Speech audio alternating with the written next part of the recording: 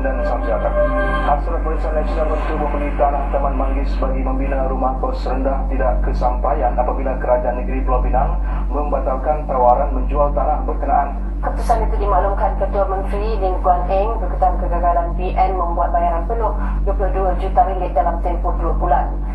Dalam satu kenyataan media siang tadi, Guan Eng berkata perkara itu diputuskan pada mesyuarat Exco Kerajaan Nepang semalam. Menurutnya, Kerajaan Negeri berpendapat BN tidak ikhlas dan tidak bersungguh-sungguh untuk membeli tali tanah berkenaan. Beliau menjelaskan Kerajaan Negeri juga bimbang tanah seluas 0.46 hektar itu tidak digunakan untuk membina rumah kos rendah, sebaliknya untuk tujuan lain. Manakala permintaan BN untuk ditawarkan perjanjian jual beli sebelum membuat bayaran penuh pula dianggap tidak berasas. Ini kerana terdapat beberapa urusan pemindahan hak milik dilakukan Kerajaan Negeri sebelum ini tanpa perjanjian jual beli. Kemudian BN Pulau Pinang sebelum ini membayar wang pendahuluan RM220,000 bagi membeli tanah itu yang dicadang untuk pembinaan rumah kos rendah. Dalam reaksi segeranya, pengurusi BN Pulau Pinang menyelah tindakan Kerajaan Negeri itu sebagai tidak ikhlas dan tidak beramanah. Bagi Teng Chang Yeo, BN akan mengambil tindakan undang-undang bagi memastikan tanah itu dapat dibeli untuk pembinaan rumah kos rendah buat rakyat miskin.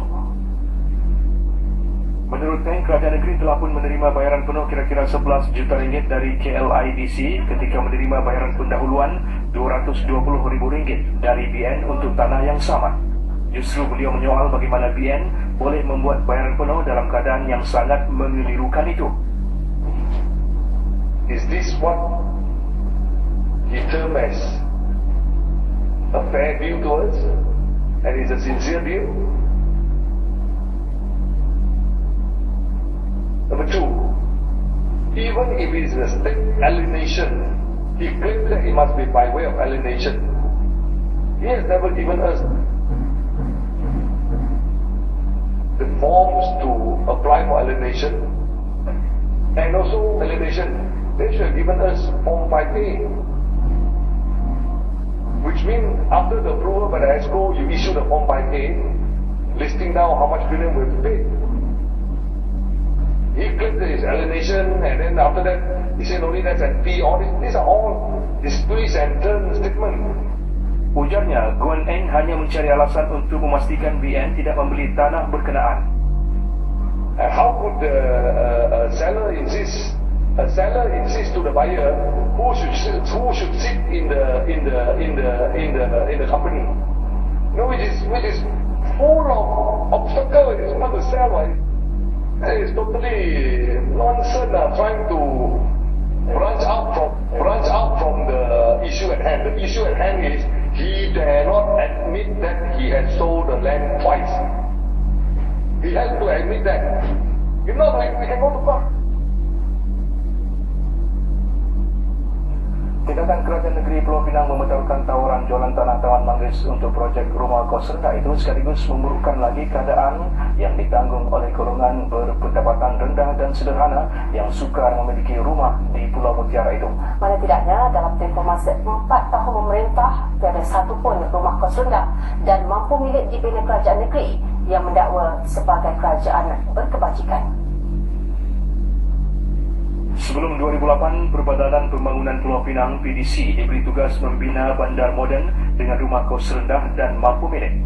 Bayan baru di kawasan pulau dan seberang jaya di seberang Emprai antara kejayaan nyata PDC.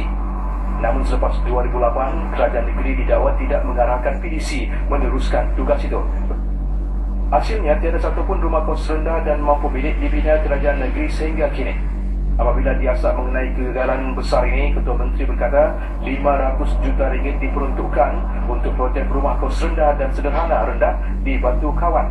Batu Kawan, 12,000 rumah mampu milik, kononnya daripada hasil jualan tanah Bayan Mutiara. Sehingga kali ini hanya tinggal pecah tanah dan objek je. Tidak ada sebarang pelaksanaan yang dibuat. Tidak ada perancangan teliti yang dibuat. Seperti satu gimmick untuk menipu rakyat. Bahawa 12,000 rumah akan dibuat dan gempa-gempa lagi pada bonus yang kita peruntukkan rumah mobil terbesar di Malaysia dan sejarah. Sehingga hari ini 500 juta itu pun boleh dapat lagi.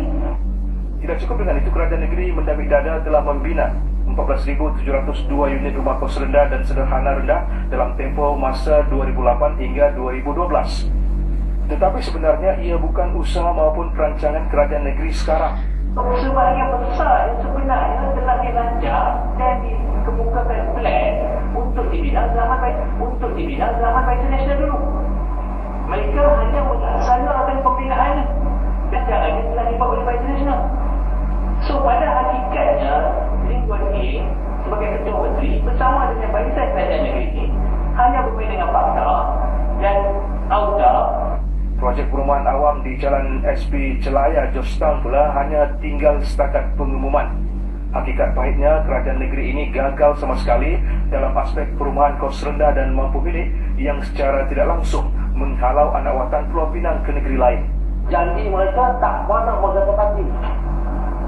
Janji, dusta, bohong, gula-gula kepada rakyat untuk merakyat undi. Saya rakyat Pulau Pinang. Dan kita rasa tertipu. Dan saya bekas pimpinan tertinggi PKR. Dan kita tahu penipuan ini telah